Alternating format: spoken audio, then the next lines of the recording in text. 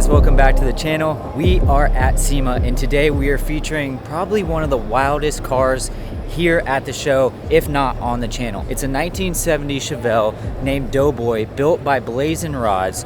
It's got a 2,800 horsepower big block in there. It's got a ton of 3D printed parts and a complete custom wide body. So we're gonna go ahead and talk to Waylon more about this ride. All right guys, so I'm here with Waylon today. We're gonna talk about this insane freaking ride. So Waylon, tell me a little bit about the inspiration behind the ride. We're a new shop, right? We built this car in a year. Our shop's only 1 year old. So this was our very first project as a shop car to kind of showcase what we can do. The inspiration was to just honestly make the wildest car we possibly can. That's where it came from. We honestly really didn't have a guide. This car was just built as we were going. We never really had a structure to follow because we had no time to sit there even make renderings. So I think it came out pretty good. I hope other people think so too. Yeah, I think so. It's been nuts because there's just been so many people coming through here. Yeah. Oh yeah. It's insane. I call it like the 405 traffic jam right here, dude. For real. You can't even walk through. It really is. It's nuts. Tell us a little bit about the motor in here because it's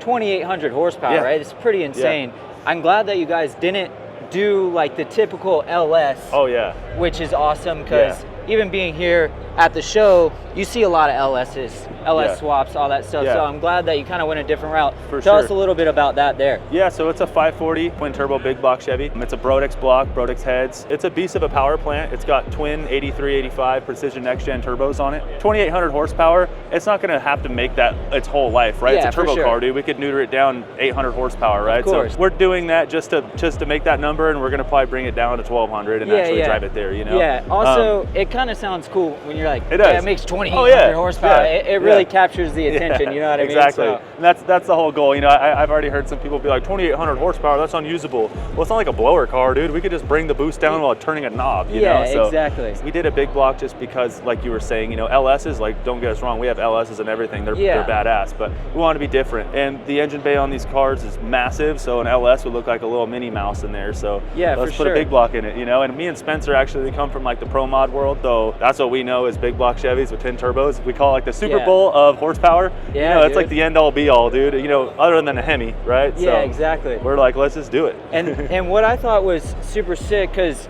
actually, guys, if you want to watch, they have a show on Roku TV and on YouTube that really shows behind the scenes of really everything.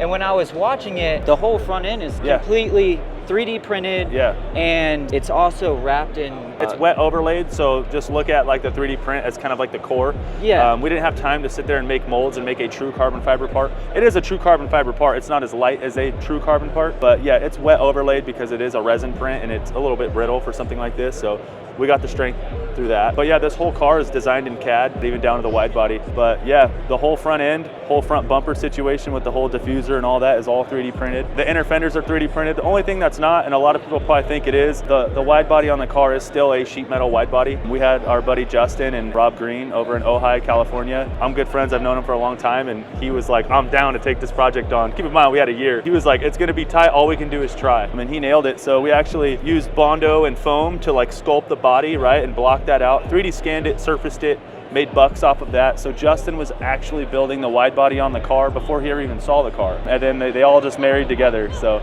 it worked out very good, I guess. There's some things we could do that are a little bit better, you know, given our time frame, a year. We don't have time to sit here and fit and finish the whole car. You know, we could spend another year just doing that. Yeah, totally. We're happy with where it is. That's what I think. It's insane that you guys were even able to get this done in a year time frame, especially with how custom this is. And with watching the show too, I think the 3D printing aspect, that's pretty innovative of you guys as kind of new up and comers. How does that feel to one, unveil this car in front of everybody, and two, be so innovative in something like that? I mean, it's cool. It's been a stressful mofo. I never want to do it again in a year, that's for sure. It ruined our lives for a straight year. It's cool looking back at it now, you know, and looking at everybody like in love with the car. You know? Like I said, man, the whole 3D printing thing, it's a lifesaver for us. You know, there's a lot of billet parts on the car. They're very expensive to make. So we would 3D print those first, fit them in the car, mock them up, make sure they work, and then send them out to machine. So everything on this car, man, we have a power steering tank. Everything on here is 3D printed as much as we possibly can. So the whole interior from avant-garde. So this car went to Florida.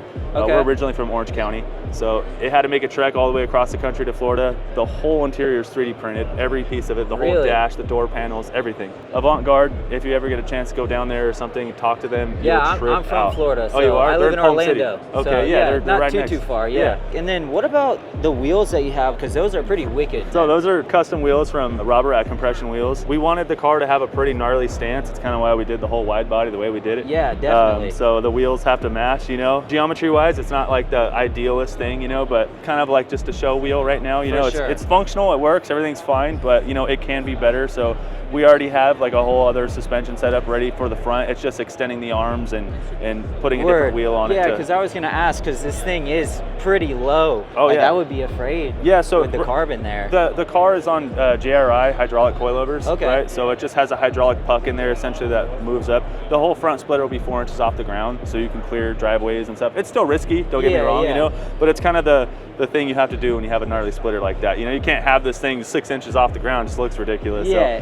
What's really cool to me is how the cage is kind of incorporated in the look of the interior. Can you tell me like a little bit about that process there too? Yeah, so we wanted to have like billet components on the roll cage. You know, a tube here wouldn't look as good as that for sure, right? So that was an undertaking because you're trying to bolt aluminum machine parts to a roll cage and it has to be strong and structurally secure, right? So that took a long time. We actually made this and basically pawned the whole interior off on Jeremy and told him to integrate it, and he actually didn't have to tell him anything. The guy's everyone there is beyond smart. They did that. They made it look like it was all planned out. None of this was planned out. This whole car was just let's go, you know? So it's a pretty wild. What's crazy to me is because from the video that I watched the series, the gas tank, that's billet too. And it's the diffuser of the car. As well, which is insane, dude. I think so too. We were like, what are we gonna do about this? We know we wanted a diffuser on the car, but every time you do that, you always have no trunk space if you put a fuel cell in the back, right? So it started out as a 2,200 pound block of aluminum, right? Machined down to, I think it's like 180, call it 200 pounds. It's a beast, it's pretty wild. A lot of people, I don't think actually realize what it is. They're just like, cool, diffuser. But no, it's actually the fuel cell.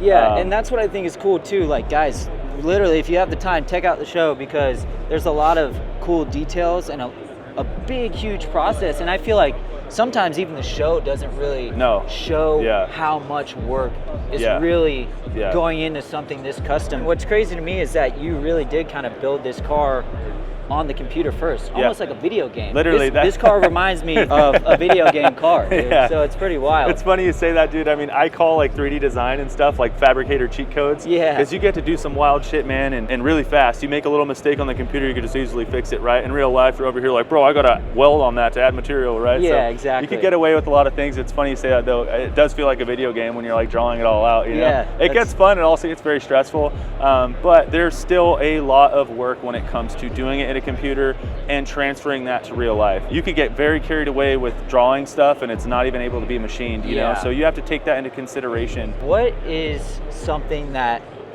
you guys as a team want people to think of when they see this car? I want them to think about really all the new, you know, technology that was used to make this car, and people need to embrace it for sure. You know, it's the way of the future now. It really speeds up the process. Other shops, they got to learn it. You have to. And you could do some wild stuff and you could just pawn it off on a 3D printer and you know, and you could do other things, right? So I just want people to know that 3D printing is like an actual useful part. It's not just figurines on a desk anymore. There's tons and tons of things you can do with 3D printing and use it to leverage your company and make it more efficient and honestly a better end product at the end of the day. So just embrace the whole 3D printing, I guess, is what I would say with this car. And I think it's also really cool to see, like, one, your team is like pretty young guys, and I think it kind of is a testament of like the younger guys embracing the technology and kind of bringing it into this world, because you know, I don't want to be like saying like the old heads, but you know, they're kind of hesitant to change. For you guys to really bring this out here and showcase what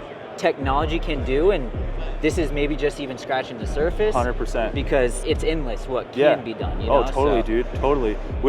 We've done some stuff that we're like, hope it works. Works. You know, and that's the only way you grow. All right, guys. So that closes out this video. Hope you liked that little highlight. Like I said before, they have a show on Roku TV and on YouTube. So if you really want to check out the behind the scenes and see really kind of what went into this thing from start to finish, I mean, man, it was wild to see it like on TV and now to see it in person unveiled. It's like, it's really blows my mind. And like we were talking about before with you guys like embracing technology, I think is super cool and a cool new way for a younger generation. Right. So for anybody who's watching, where can they find you and like keep up with more updates social media wise? I mean, it's mainly just Instagram, so Blazin Rodz on Instagram. Other than that, there's the whole Roku thing. You watch that. It'll be on Amazon Prime, I believe, in like December. Oh, okay, awesome. So yeah, I don't know if you want to contact us. We're crazy. All right, guys. Well, I hope you enjoyed that. And Waylon, thanks you so much. I appreciate it, brother. Appreciate it. Thank if you guys like this content, make sure to like, subscribe, and we'll see you next time.